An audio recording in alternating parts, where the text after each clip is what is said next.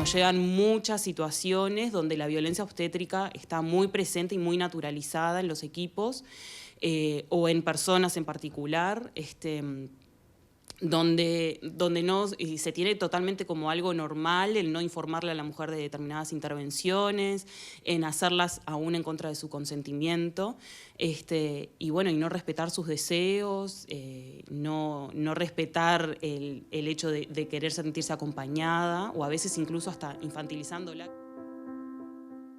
En Uruguay, cualquier mujer que haya sido víctima de violencia obstétrica puede denunciar ante la institución a la que pertenece el médico, al Ministerio de Salud Pública, por vía judicial o ante el Tribunal de Ética Médica.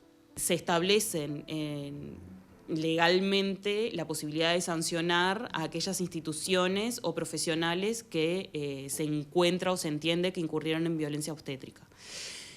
Lo que sucede, digamos, en la práctica es que más allá de que estas denuncias tienen su respuesta por parte de la institución médica, siempre como que hemos notado que se justifican o buscan más desde lo técnico el justificar sus intervenciones. Generalmente los casos que llegan al Poder Judicial, o sea, a los juzgados, son más cuando hay ya una mala praxis, algo, una consecuencia más física y no tanto psicológica, por lo que decía, el tema de la prueba, el que sea la palabra de uno contra la de otro, eso es más complicado. Pero bueno, yo siempre digo que en realidad hay que empezar a ponerlo sobre la mesa porque es la forma también de que sintamos que se está haciendo como algo. ¿Cómo se siente una mujer luego de haber sufrido violencia obstétrica? Bueno, hay distintos niveles, pero desde sentir que no conectaban con su bebé, situaciones donde la lactancia no tuvo éxito, más allá de que la mujer lo quería, porque no sentían esa conexión, porque por alguna situación no pudieron amamantar, situaciones donde dicen no querer tener más hijos a raíz de lo que sufrieron en el nacimiento, o incluso situaciones donde no pueden tener más hijos a raíz de lo que sufrieron en el nacimiento. Pero lo que es unánime, así que yo digo que no lo he visto, yo trabajo con otro tipo de violencias y no lo he visto tan así en el 100%, que todas las mujeres que nos llegan es, yo hago esto no por mí, lo que yo viví ya está, pero no quiero que otra mujer lo vuelva a vivir. Damos la palabra de María Echeto, ella es integrante de Gestar Derechos, un colectivo que acompaña a muchísimas mujeres a realizar este tipo de denuncias, las acompaña con información, las recibe. Este colectivo que el pasado 8 de marzo también marchó para visibilizar esta violencia hacia las mujeres, y ahora vamos a recibir a otra de las integrantes, que es Romina Gallardo, a quien le damos los muy buenos días. Está por Zoom en esta mañana con nosotros y también integra Gestar Derechos. ¿Cómo estás, Romina? Buenos días. Buenos días, Noelia. Muchas gracias por la invitación y muchas gracias al programa. Un saludo para todos y todas allí. Muchísimas gracias. Romy, una de las cosas que te quería preguntar es, ustedes desde Gestar Derechos crearon por primera vez en el país un observatorio sobre violencia violencia obstétrica, donde hablaron con un montón de mujeres. ¿Y cuáles son los principales datos de ese relevamiento, de esa primera encuesta que ustedes hicieron? Bueno, nosotras nos vimos en la necesidad de tener datos, ¿no? Porque una de las primeras preguntas que siempre surgen cuando hacemos una entrevista o cuando damos un taller, bueno, pero esto ¿cómo se traduce en cifras, ¿no? Y lamentablemente la violencia obstétrica ha sido poco explorada en Uruguay, salvo por una encuesta del 2019, da apenas un dato de cuántas mujeres sufren este tipo de violencia, no se exploró de forma específica. Entonces, nosotras a pulmón creamos un observatorio autogestionado y entrevistamos a mujeres de todo el país que hayan tenido un parto entre el año 2000 y 2019. A propósito, dejamos fuera la pandemia porque merece como un capítulo aparte, lamentablemente, de lo que respecta a violencia obstétrica. Y allí respondieron la encuesta más de 800 mujeres, casi 898 mujeres. Y la verdad que los datos, de alguna manera, lo que hacen son respaldar lo que escuchamos día a día de las mujeres que nos piden asesoramiento, asistencia para entablar un proceso de denuncia. Por ejemplo, que solo un 53% de las mujeres encuestadas pudieron practicar el piel con su bebé al nacer, que es el contacto inmediato, que es un derecho que está consagrado en la legislación actual y además una práctica recomendada por la OMS, por el Ministerio de Salud Pública desde hace mucho tiempo. El resto de las mujeres no lo pudieron practicar sin ninguna justificación, digamos. Solo un 1% declara que se le dio algún tipo de explicación, de justificación médica de su salud, la salud del bebé, de por qué no fue llevado adelante este contacto, además pedido por las propias madres, ¿verdad? O, por ejemplo, que 4 de cada 10 mujeres recibieron un forceps sin previo aviso o información previa, o sea, en el momento que se les estaba practicando el parto instrumental a través del forceps, se enteran porque obviamente se siente en el propio cuerpo la utilización del forceps, ¿no? O que también solo 2 de cada 10 mujeres recibieron información de por qué se practicaba ese parto instrumental y por lo tanto solo 2 de cada 10 mujeres pudieron decidir si aceptaban o no la intervención. Es algo que también está consagrado en nuestra legislación, el consentimiento informado de todo acto médico, no solo en el ámbito obstétrico. Y así podríamos seguir con diversas intervenciones, la episiotomía, el consumo de líquidos y algunos alimentos blandos, se permite, también es recomendado por la OMS en el trabajo de parto y aún hoy se les niega a las mujeres. El libre movimiento, sí, eso, tío. Que hasta el libre movimiento. Exacto, y así lo que hicimos fue, bueno, tomamos distintos derechos que están consagrados en nuestra legislación, en la ley de violencia de género hacia la mujer y en su decreto reglamentario, que hay un capítulo específico con todo un marco de derechos que tienen las mujeres en ese momento, y fuimos analizando, bueno, qué nos dicen estas respuestas de cada intervención o derecho. Y lo que notamos es que en líneas generales es que si bien hay una tendencia a mejorar esos aspectos, aún estamos muy lejos en Uruguay de poder decir que existe el parto humanizado o respetado o en un marco de derechos, ¿no? De respeto por los derechos. Romy, te voy a invitar a conocer, seguramente ustedes la conocen, es la historia de Victoria Falkin, pero ustedes que están en casa quizás no. Victoria fue víctima de violencia obstétrica, hizo la denuncia en el centro médico, también en el Ministerio de Salud Pública, y como decía María al principio del informe, a Vicky le pasó lo que le pasa a todas las mujeres que son víctimas de violencia obstétrica, darle voz a su historia para que no le vuelva a pasar a otra mujer. Esto nos contaba Vicky y ya les vamos a contar también lo que creó, que fue una cuenta de Instagram donde recibe cientos de denuncias de mujeres víctimas de violencia obstétrica. Lo vemos. Yo tuve una ligera pérdida de líquido amniótico muy chiquita y fuimos a la sociedad médica. Ahí ya me ingresaron y yo estaba lo más bien, estaban controlados los latidos de mi hija, yo estaba controlada y bueno, en un momento, al mediodía, abre la puerta de la sala de nacer el ginecólogo, que no sabíamos que era el ginecólogo, y dice, ya leí tu plan de nacimiento y andate preparando para una cesárea porque no se va a cumplir, vos tuviste una pérdida de líquido amniótico, así que te vamos a hacer cesárea. Y ahí le dije, ¿y vos quién sos? Ah, yo soy el obstetra, pum, cerró la puerta y se fue. Y así empezó nuestro día. Entonces él a cada rato venía y como que nos decía que nos teníamos que hacer la cesárea, me tenía que hacerla porque yo corría riesgo y mi bebé corría riesgo. Nosotros estábamos muy informados y aparte estaba todo muy controlado. Mi bebé estaba bien, o sea, no había fundamentos para lo que él decía. Y él empezó a decirme que, me pongo nerviosa cuando lo cuento, que mi bebé corría riesgo de vida, de infección, que le estábamos haciendo mal, que no podía permitir que hiciéramos eso. Y bueno, me mandó a una enfermera a prepararme para la cesárea, medio que a prepo, entonces le dijimos que todavía no. Y él llegó y dijo que entonces él no me atendía más. Yo estaba en plenas contracciones dolorosas, muy seguidas, estaba llorando en el piso, diciéndole, pero mirá que yo creo lo que vos me decís, no estoy poniendo en duda tu palabra, pero eso, danos un tiempo, no, yo no los voy a atender más, y se fue. Según relató la víctima, el doctor se comunicó con la mutualista a la que pertenece y ante la negativa de enviar a otro profesional por falta de personal, dijo que se iba a retirar igual y ya no controlaría a la paciente. Alegó que no haría omisión de asistencia, ya que si lo llamaban por una emergencia, volvería al centro médico. El próximo especialista llegaría dentro de 10 horas. Nosotros estábamos con mucha angustia porque él nos hizo como toda una presión de que estábamos haciendo las cosas mal, de que mi bebé iba a nacer mal, y estábamos como muy presionados y llegó un momento que no aguanté más y en un momento dijimos, bueno, no doy más, voy a hacerme la cesárea.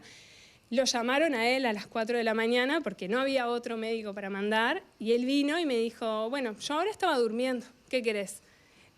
Bueno, voy a ver si te puedo preparar el blog. Me llegó el blog y la cesárea fue también como muy antipática, muy violento, cuando no me quisieron dar a mi hija y me la mostraban así, yo quería también el contacto piel con piel.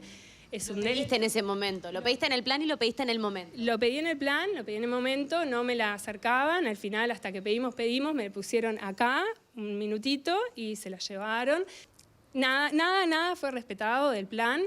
Y bueno, y entonces yo le dije, ¿no me puedes decir cómo estaba mi hija, aunque sea, tenía alguna vuelta de cordón, no sé, para saber algo de su nacimiento? Y me dijo, sí, ya sabes cómo estaba cabeza para abajo, y se fue. Y al otro día vino a revisarme la herida de la cesárea y me dijo que se me iba a infectar porque yo me había negado a tener una cesárea más temprano. Todo mentiras, sin fundamento, presión, completamente, pasando por arriba a todos mis derechos y a todos los pedidos que habíamos hecho, que si bien sabemos que los pedidos del plan de nacimiento a veces son posibles y a veces no, no se cumplió ninguno. No, Romy, ¿conoces esta historia? Sí, la conocemos. Lamentablemente es una de tantas historias que se repiten. En el caso de Victoria, ella hizo la denuncia no con nosotras, la hizo por sus propios medios. Sí, sí. Las mujeres también pueden hacerlo y es bueno que lo sepan a través del sitio web del Ministerio de Salud Pública. Pero las respuestas son como también siempre las mismas, ¿no? De justificar todo lo que sucede de alguna manera, no reconocer que existen estas prácticas en las instituciones de salud y por lo tanto no generar herramientas para que cambien las situaciones, ¿no? Se puede notar además en la voz de ella la angustia del momento vivido, aunque pasa el tiempo, es algo que se ve en las víctimas de violencia obstétrica. Es un momento que queda unido por siempre en tu recuerdo porque es el momento donde nace tu hijo o tu hija. Entonces, cada vez que ves a tu hijo, cada vez que se da una fecha especial, por ejemplo, el cumpleaños de tu hijo o tu hija, se disparan esos recuerdos de un momento violento, ¿no? Lamentablemente. Es muy duro y se desconocen las secuelas que tienen las mujeres en este tipo de violencia tan naturalizada. Sí, de hecho ella en el testimonio dice, me pongo nerviosa cuando lo quiero decir, le costó mucho dar este paso, yo le quiero mandar un abrazo, esto lo hicimos hace muchos meses y hoy Vicky está embarazada, transitando su 4.º mes de embarazo, su hija tiene 17 meses, así que bueno, les mandamos, sabemos que está viendo además y felicitarla por dar y visibilizar este tipo de violencia que no es fácil, hay gente que quiere olvidarlo y bueno, Vicky, lejos de eso, ha tratado de recuperarse de alguna manera de una herida que no sana, pero bueno, ayudar a otras mamás. Y ella creó el grupo de Instagram Violencia Obstétrica Uruguay, ahí recibe cientos de denuncias. De hecho, el médico que ejerció violencia obstétrica sobre ella recibe al menos en su página unas 200 denuncias. Que entiendo que en una cuenta de Instagram, ahí estamos viendo, están los relatos de muchas mujeres, hay algunas que envían sus relatos pero le piden a Vicky que no los publique, otros que sí son autorizados y ahí ustedes pueden ver lo que pasa todos los días. Romy, lo que decías vos, esto lo vemos todos los días, no se habla mucho del tema y por eso está buenísima esta instancia, pero es muy común que esto pase. En el caso de Vicky, como vos decías, ella hizo la denuncia en el centro médico y básicamente obtuvo un pedido de disculpas y luego justificación hacia el médico. En el Ministerio de Salud Pública básicamente fue lo mismo y obviamente que no era lo que ella esperaba. Es muy difícil también el carril de la denuncia y encontrarse con que la respuesta no es la que uno espera y que con ese médico no pasa nada. ¿Cómo es el acompañamiento a las víctimas en el momento de la denuncia, Romy? Bueno, en su caso, en el caso de ustedes. Sí, es un acompañamiento multidisciplinario, es más, excede lo que es un asesoramiento jurídico, un patrocinio legal, porque realmente hay que acompañar a estas mujeres en estos procesos donde son nuevamente violentadas con las respuestas que dan las instituciones, con las respuestas que dan los médicos, con las respuestas que da el propio ministerio respaldando a las instituciones de salud, donde a veces las mujeres son acusadas hasta de falsear los relatos o falsear sus testimonios. Recordemos que estas denuncias son un proceso administrativo, o sea, no se persigue ningún fin pecuniario, que están en todo derecho a las víctimas de violencia de género a recibirlo en algunos casos, pero quiero decir, no hay ningún otro trasfondo por el cual estas mujeres harían una denuncia y revivir una y mil veces estos momentos que quieren olvidar, si no fuera porque quieren que se sepa, como ya lo contó María, quieren que otras mujeres, como ayudar a otras mujeres que no vivan lo mismo, ¿no? Pero lamentablemente, como es algo que está tan instalado en el sistema de salud, este tipo de trato, no solo en el ámbito obstétrico, ¿no? En el ámbito de la salud en general, en la falta de información, la falta de respeto por el usuario, es algo que viene ya desde la formación, ¿no? Se está tratando de cambiar, pero está muy impregnado en la formación médica, este modelo todavía tan paternalista, ¿no? Donde no se ve como un igual al usuario o a la usuaria. Lamentablemente las mujeres lo que quieren es que quede constancia últimamente, ¿no? Que se sepa o que a otras mujeres les vuelva a pasar. Se cambian de institución y de repente está sucediendo lo mismo en otra institución. Entonces la salida no es por ahí tampoco, ¿no? La salida es primero reconocerlo. Si estamos en una instancia de que ni siquiera se puede reconocer que existen estas prácticas públicamente, digamos, ¿no? Porque también hay que decir que a nosotras nos contactan miembros de equipos de salud que de repente no pueden denunciarlo, no sé, obviamente por persecución laboral, porque pierden su fuente laboral, porque es muy difícil. Hay que decir también que hay equipos que trabajan muy bien y que tienen resistencia de quienes no ven con buenos ojos este tipo de prácticas, que es respeto de derechos.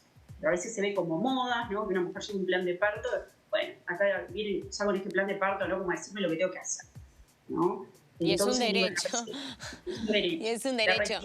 Romy, yo te quiero invitar ahora, vos hablabas de algunos miembros de los equipos médicos que quedan como atados de pies y manos, que no pueden hacer nada ante decisiones que toman otros médicos, y es el caso que vamos a ver ahora. Ella precisamente además es una integrante de un equipo médico que estuvo en el trabajo de parto de Vicky y fue una de las personas que la alentó a hacer la denuncia. Así que vamos a ver lo que nos decía ella.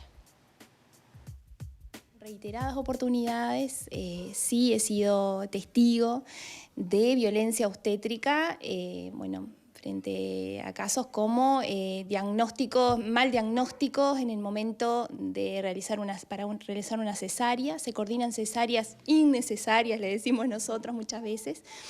Diagnósticos como desprendimiento de placenta, cuando vemos de que los latidos fetales están de manera correcta, está todo bien, también la mamá, la vemos que está bien, con poco sangrado. Y ahí también vemos de que, coordinan cesáreas por un tema de apuro. Ellos culminan guardias, a veces hacen guardias de 12 horas, 24 horas, y para no dejárselos al ginecólogo siguiente, coordinan esa cesárea. Obviamente esto tiene también algo económico, ¿no? Un fin económico. Muchas veces al llegar y al preparto nos entregan lo que es el plan de parto. Vemos que muchas veces por los profesionales de la salud ni siquiera es leído ese plan de parto. Queda guardado en la historia, nadie mira qué es lo que pide esa mamá. Vemos que también ellos detectan qué familias se prepararon, también preguntan, indagan un poquito en qué lugar se prepararon. Entonces también, si vienen sin preparación, nada, inmediatamente ya les pintan de que, bueno, que no pueden lograr el parto, que es muy bajita, que el bebé viene muy grande y nada, vamos a la historia clínica, vemos la ecografía y el bebé estiman un peso menor a 4 kilos y ellos le están diciendo que para su tamaño no podría lograr un parto. Terminaba las guardias angustiada, muy angustiada, porque sí podía ver, hace un par de años, ahora 5 o 6 años, ya empecé a detectar estos casos de violencia y me daba cuenta que a veces era no solo que le hablaban mal, sino también esta cosa guardada o de incógnita también, que bueno, que se hablaba en la enfermería de que bueno, a esta mujer no puede, ya me tiene cansado, nada, me voy a las 20, no le voy a dejar al otro esta paciente, la voy a resolver. Escuchamos esa otra campana en la enfermería. Eso la verdad que bueno, afectó muchísimo, afectó en mi profesión.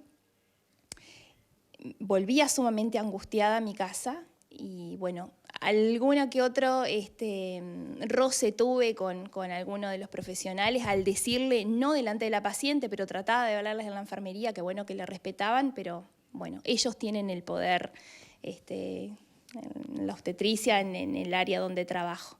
Y bueno, y lamentablemente estos últimos años sí me sentí cómplice de esta violencia, hasta el punto que, nada, ya no quiero trabajar en esta mutualista. Hay médicos que la ejercen sistemáticamente, que vos sabés que hay un médico ginecólogo que está de guardia y que va a tratar así a todas las mujeres que vayan en esa guardia. Sí, por supuesto. Sí, nosotros sabemos. De hecho, recibimos llamadas al interno de la enfermería nuestra de la maternidad preguntando si tal o cual ginecólogo está de guardia. No vienen a consultar por miedo a encontrarse con esos ginecólogos. Romy, bueno, fuertísimo el testimonio de esta enfermera que finalmente terminó dejando ese centro de salud, que por miedo a no tener más trabajo sale de espaldas, y le mando un abrazo y le agradezco muchísimo por haber puesto voz a este otro lado, ¿no? El lado del equipo médico, ella decía, me siento cómplice, y las consecuencias que tuvo de lo mal que se sentía hasta que tuvo que dejar su trabajo. Romy, hay muchísimo más para hablar. Yo te quiero agradecer a ti, a todo el equipo de Gestar, decirle a la gente que se pueden comunicar también con ustedes, que está su página de Instagram, donde no solo cuentan el trabajo que hacen, sino que también brindan información. Hay muchas mujeres que les escriben, ay, si yo me hubiese enterado de esto, o a veces pasa también, ¿no?